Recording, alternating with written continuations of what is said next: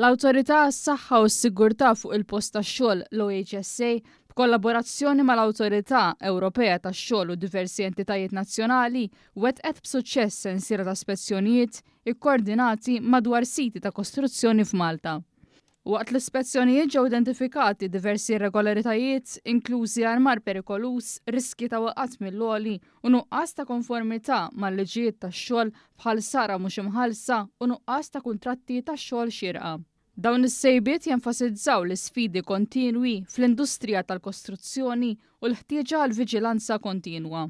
L-ispezzjonijiet riċenti huma parti minn inizjattiva usa tal-Awtorità Ewropea tax-Xogħol biex tiżgura l-inforzar ta' regolamenti tas-saħħa u s-sigurtà kif ukoll il-kundizzjonijiet tax-xogħol fl-Unjoni Ewropea. Dawn involvew il-kooperazzjoni tad-Dipartiment ta' Relazzjonijiet Industrijali u tal-Impjiegi id-DIER, Jobs Plus, il-Pulizija tal-Immigrazzjoni u spetturi tax-xogħol Bulgari bħal osservaturi.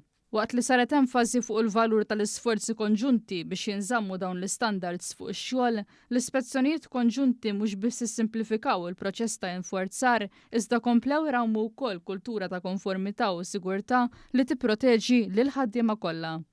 Fi-stqarrija l-OHSA enfasizzat l-importanza li jinżammu standards għolin ta' saħħa u sigurtà fuq is-siti ta' kostruzzjoni u ħeġġet lill-stakeholders kollha fl-industrija tal-kostruzzjoni biex jagħtu prijorità lis-saħħa u s-sigurtà u biex jikkonformaw irwieħhom mar-regolamenti kollha. Qalet li kemm il-darba dan isir ikun qed jiġi żgurat ambjent tax-xogħol aktar sigur għal kull min hu involut.